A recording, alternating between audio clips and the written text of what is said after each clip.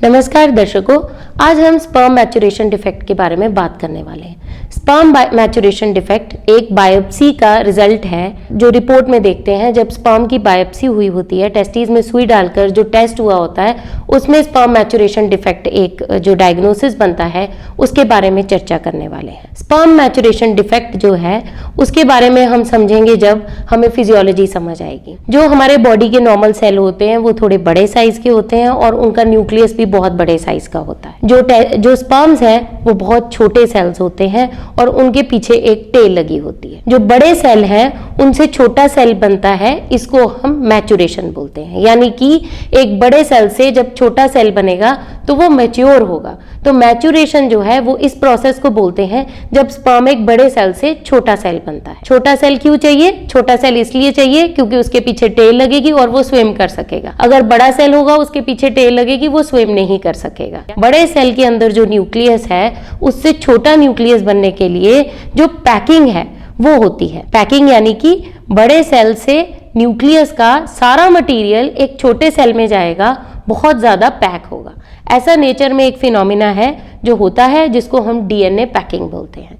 यानी कि बड़े सेल का न्यूक्लियस पैक होकर एक छोटा न्यूक्लियस बनेगा और उसमें वो सारी इंफॉर्मेशन होगी जो बड़े सेल में होगी, वही न्यूक्लियस जो छोटे सेल में चला जाएगा और उसके पीछे टेल लग जाएगी जिससे वो स्विम कर पाएगा, ताकि वो सारी अपनी जो डीएनए की इंफॉर्मेशन है वो एग तक लेकर जाए। अब ये जो प्रोसेस है ये बहुत सारे फैक्टर्स के ऊपर डिपेंडेंट होता है जो मेल के अंदर जो है होते हैं। अब ये जो फैक्टर्स हैं इनके पीछे बहुत सारा रोल है, जेनेटिक है, ज्यादातर ये जेनेटिक होता है। जो जेनेटिक डिफेक्ट्स होते हैं जिनके कारण मैचुरेशन डिफेक्ट्स आ जाते हैं, इन चीजों का कोई इलाज नहीं होता। बहुत सारे पेशेंट्स हमारे पास मैचुरेशन डिफेक्ट की एफएनएसी की रिपोर्ट लेकर आते हैं और हम उनको ये सारा समझाते हैं कि ये बड़े सेल से छोटा सेल जो है वो नहीं हो रहा, और पेशेंट्स हमसे पूछते हैं कि मैम बड़े सेल से इक्सी हो सकता है कि नहीं। जो बड़े सेल्स हैं उनसे इक्सी नहीं हो सकता, और अगर होता भी है ये बहुत ही एक्सपेरिमेंटल है और इनसे ज्यादातर लाइव बर्थ नहीं पाए गए हैं। जो छोटे सेल हैं सिर्फ उन्हीं से ही इक्सी हो सकता है।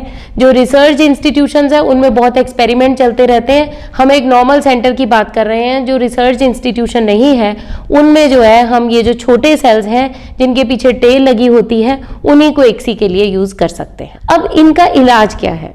ज्यादातर पेशेंट जो मैचुरेशन डिफेक्ट्स के आते हैं उनको डोनर स्पर्म की एडवाइस मिल जाती है, जो एक बहुत ही बैड न्यूज है टू ब्रेक कि पेशेंट जो है वो अपना जेनेटिक चाइल्ड नहीं ले पाएगा। मगर इस चीज का जो है पेशेंट्स बहुत सारी जगह पे घूमते रहते हैं और बहुत देसी नुस्खे करते रहते हैं। इन चीजों पे देसी नुस्खे काम नहीं करते।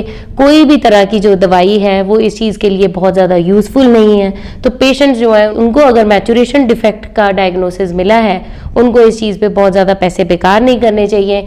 एक फर्टिलिटी कंसल्टेंट को मिलना चाहिए और जैसा भी सोल्यूशन बताया जाता है उसके हिसाब से अपना इलाज करवाना चाहिए। फिर भी अगर आपको इस टॉपिक पे कोई क्वेश्चंस हैं तो आप कमेंट सेक्शन में कमेंट कर सकते हैं। आपका बहुत बहुत धन्यवाद।